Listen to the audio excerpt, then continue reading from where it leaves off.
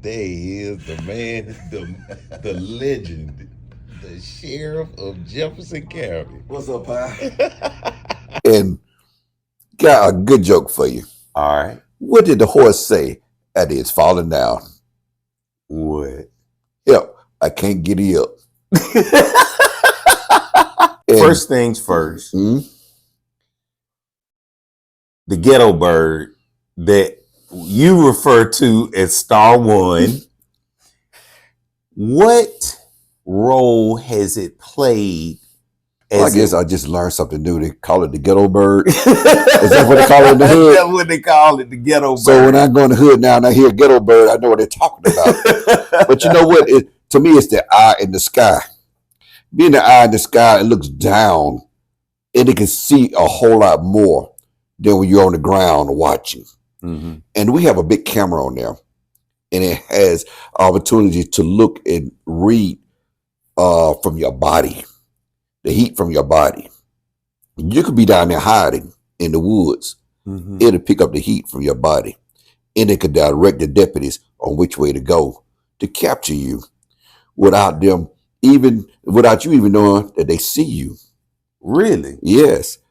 And Star One is so good that we've had it come to a certain area, and we had the perpetrator or the suspect just come out and just wave up his hands, put his hands in the air for surrender. Surrender to the helicopter. The helicopter is thousands of feet up in the air. This guy came out and surrendered to a helicopter. Now, that's what you want. Not to even be that close to them when they surrender to you. I was about to say or ask, I guess that makes it a lot safer for our deputies on the ground. It does. It makes it safe for everybody. When a person go ahead on and surrender and give up, even to a helicopter, you have to wait for the person on the ground to come and get them. By the time that person get there, they're on their knees and their hands up in the air, no weapons. It is easy to take them in custody then because that person has realized they caught me. They have eyes everywhere. And that's what we want them to understand. We have eyes all over that can see you. You can't run from us. This one right here was one I was told I could not afford. So it was given to me free. This was made by a friend of mine, and he's very well known, Dr. Larry Thornton. He's a very good friend and an artist, very talented. He's an artist that's well known throughout this here world, as well as sits on boards such as Coca-Cola and many other big boards. He owns McDonald's. So it lets you know what type of person that he is. But he told me, you can't afford this picture, so I'm giving it to you free. So I really appreciate having a friend and a mentor like Dr. Larry Thornton. But what are you trying to achieve? What are you trying to do with your TV show? What role does it play here again as far as what you're trying to do here at the Sheriff's Department? First, we want to show the human side of our deputies. Our deputies are human. They're just like you. They're mothers, fathers, sisters, brothers. They have to go home and face issues at home. They're not just somebody who just come in and just put a suit on who has no soul or no heart. But these are regular people just like you. They're not robots. And we want people to understand and know that. And when they put their uniform on, they do that for service, to go out to protect you, to make you feel safe. And they put everything out there on the line. If you watch the show that we're showing, you will see the deputies put everything on the line to catch those suspects, to make you safe, to keep our community safe. And that's what we do every day when we put that uniform on, that badge on, to make you feel safe, whether you're at home, at school, out shopping, in the community. Regardless of where you are, we want you to feel safe because that is our top priority. Now, we got a little breaking news with regards to more technology coming out of the Sheriff's Department. It just dawned on me. I saw something going on with your new cars. You have some new cars coming out. and they mentioned that they had technology that would help with um, human trafficking and drug stops and things like that. Can you give us just a little heads up on your new equipment on the road? We're in the information technology age right now. The more information, more technology we have, the better we can do our job. We want to do our job in a manner which is safe for us and is safe for everybody that's around us. So the more information that we have, the more knowledge we have about those individuals that we are pursuing, the better we can prepare ourselves when we come in contact with them. So that's what we're doing. We're looking out for our deputies. We're making sure that the community is safe by making sure that we don't expose them to any kind of danger, the least amount of danger as possible. So information that we have can help us and it can help the community. And that's what we're looking to do. But we're always looking to incorporate more and more new technology, more and more ways that we can go out there, combat the community, and get the bad guys out the street. We're always looking for ways to do that. And sometimes new technology is the way to do it. And that's what we have for our vehicles going forward right now. Implementing those things, but it costs too, though. Those things are not free, but it helps us police in a better way, a more safer way.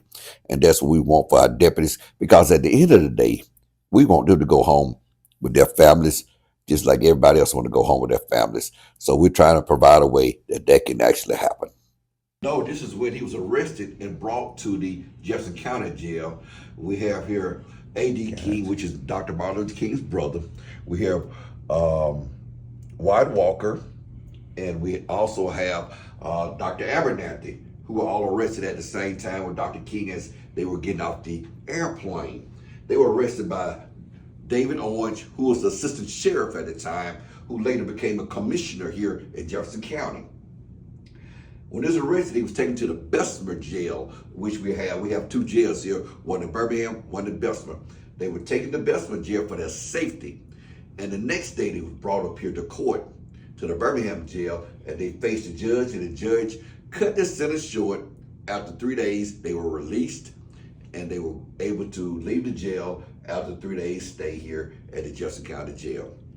Now, see, that told me a little something, because when I was over here looking at these pictures, I noticed that they said Bessemer Jail on them. Right. But these are the pictures of them. They went into our county jail in Bessemer. Then they were brought over the next day to the county jail here in Birmingham. But this was one of the significant events of Dr. King's life. On October 30th, he was arrested here in 1967. But in April of 1968, he was assassinated in the city of Memphis, Tennessee. So you have to take a look at both of the last two big events of his life. One was here on October 30th, which we do have a replica of the jail that he was sitting in over at the county courthouse. And then you go from there over to Memphis at the Lorraine Hotel. 1968, April 1968, he was assassinated there. Follow the trail, keep up with our past leaders, such as Dr. King, and make sure that you understand his footsteps and what he did and the legacy that he left behind. Sheriff, I know I said I was only going to ask two questions. I'm already one over, but you got so many things going on in the community. I want you to drive home the importance of reading and your reading programs that were going on at the end of last year and over the summer. How is that going? And, what's going on with the new school year as far as the sheriff department working with our schools? Have you heard the phrase as a pipeline from school to prison? And by the third grade, they'll know who's going to prison. They're already making those beds for those individuals by the time they hit third grade.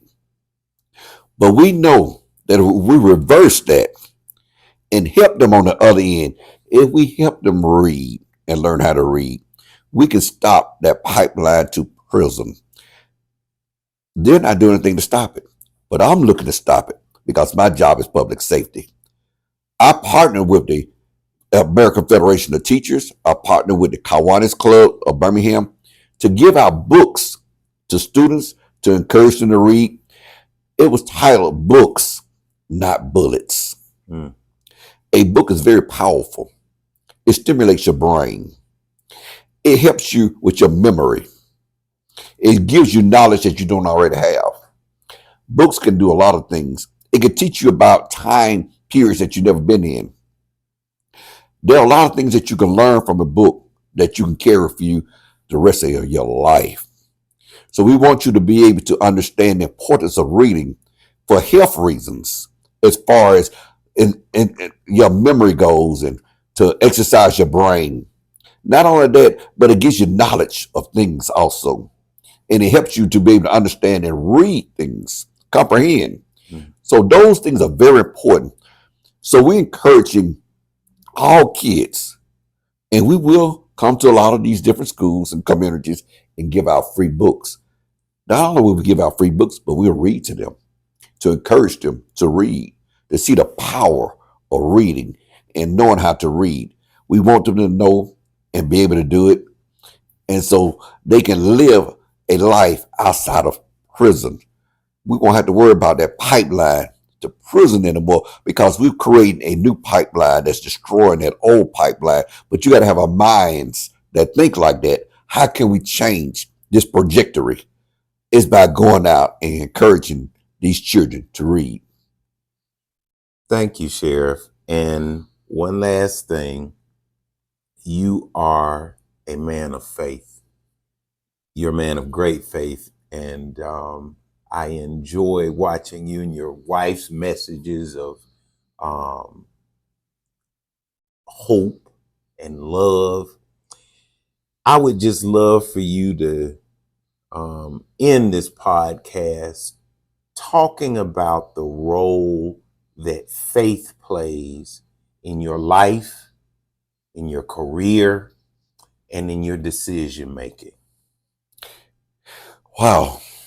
Faith is my life. My life is based upon faith. I live by faith. The Bible tells us that the just shall live by faith. And I try every day to understand more and more about my faith and what I am to do and how I'm to live by faith. My whole household ministers and trust in God and believe in faith. If you're in my household, even if you're an animal, if you was a parrot, you walk in my door, a parrot will be preaching and talking about scriptures. If he's a dog, he's going to be barking out those scriptures. If it's a cat, they're going to meow every scripture out. But my kids, they minister, powerful ministers. You'd be surprised. My kids, I have two daughters, very powerful ministers. My wife, powerful minister. I got in this office here by faith.